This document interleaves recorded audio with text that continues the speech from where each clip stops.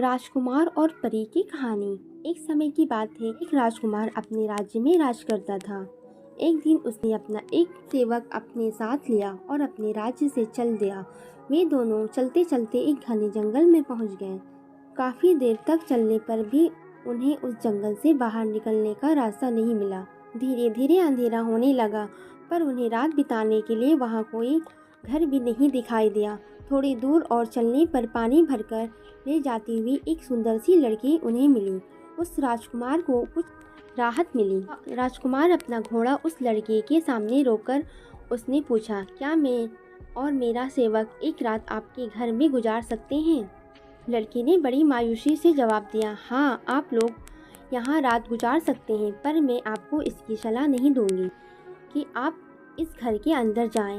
राजकुमार ने पूछा, ऐसी कौन सी बात है जो आप मुझे इस घर में जाने से रोक रही हैं? लड़की ने एक गहरी सांस ली और बोली, मेरी सौतेली माँ रात में कुछ जादू का काम करती है। ये उसे यह पसंद नहीं है कोई अजनबी यात्री रात के समय उसके घर में आए। राजकुमार को लगा कि वह सचमुच एक जादूगरनी के घर पहुंच गया है, पर रात के अंधेरे में उस घने जंगल में किसी और जगह ठहरना भी खतरे से खाली नहीं था। राजकुमार सोचा कि अगर मैं जंगल में बाहर रहूंगा तो फिर भी मरने का डर है, और अगर इस लड़की के घर में रहूंगा तो भी मुझे बहुत डर है, तो क्यों ना मैं यहीं पर रात गुजारूं। जब राजकुमार ने उस लड़की के घर में रात गुजारने की विनती की तो उस लड़की ने उसे चेतावनी दी कि उसकी माँ का दिया हुआ ना खाना खाए और ना ही कुछ पिए, रात में केवल सोकर ही रात गुजारे। राजकुमार उस लड़के की बात पर राजी हो गया। जैसे ही राजकुमार और उसका सेवक उस छोटे से अंधेरे घर में घुसे, उन्हें एक कोने में आग जलती हुई दिखाई दी। आग के सामने एक औरत बैठी हुई थी, जिसकी लाल लाल आंखें में गुस्सा साफ दिखाई दे रहा था। राजकुमार और उसके सेवक ने उस औरत को नमस्कार किया तो उसने उन दोनों को एक कोने में बिछे हुए बिस्तर पर बैठने के लिए कहा। राजकुमार चुपचाप बिस्तर पर और उसका सेवक बैठ गया। उस औरत ने उन्हें सब कुछ खाने के लिए दिया तो दोनों ने यह कहकर मना कर दिया कि मुझे भूख नहीं है। दोनों शांति से सो गए और सुबह जल्दी उठकर चलने की तैयारी करने लगी। जैसे ही राजकुमार अपने घोड़े पर सवार हुआ, वैसे ही वह जादूगरनी बाहर निकल आई और बोली, मैं तुम्हारे जाने से पहले पीने के लिए लाती हूँ, तब तुम दोनों मेरी प्रतीक्षा करो। जैसे ही वह जादूगरनी अंदर गई, राजकुमार अपने घोड़े को उस घर से दूर ले गया, पर उसका नौकर अपने घोड़े की काफी ठीक करने लगा। जब वह औरत हाथ में 2 गिलास लेकर उस सेवक के पास पहुंची तो राजकुमार को वहां ना देखकर उस सेवक से बोली, लो इस गिलास का शरबत तुम पी लो और दूसरा गिलास अपने मालिक के लिए ले जाओ।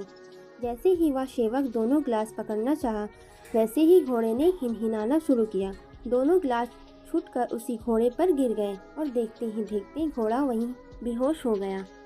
सेवक यह सब कुछ देखकर बहुत डर गया और अपने मालिक के पास दौड़ गया। राजकुमार कुछ दूर पर उसी का इंतजार कर रहा था। सेवक ने शरबत वाली बात राजकुमार को बताई। फिर सेवक और राजकुमार को सब बात समझ में आ गई।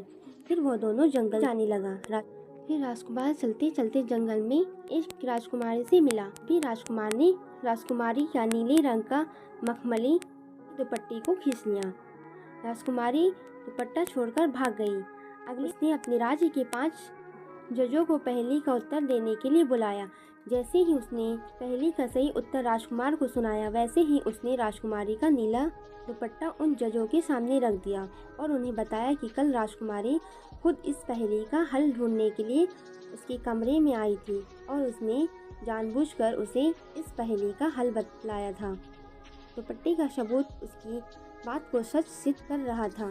फिर राजकुमारी को उसी राजकुमार से विवाह करना पड़ा। फिर दोनों राजकुमारी और राजकुमार दोनों खुशी खुशी राज्य के महल में रहने लगे। इस कहानी से यह सीख मिलती है, कोशिश कितनी भी की जाए लेकिन अंत में वही होता है जो सही होता है।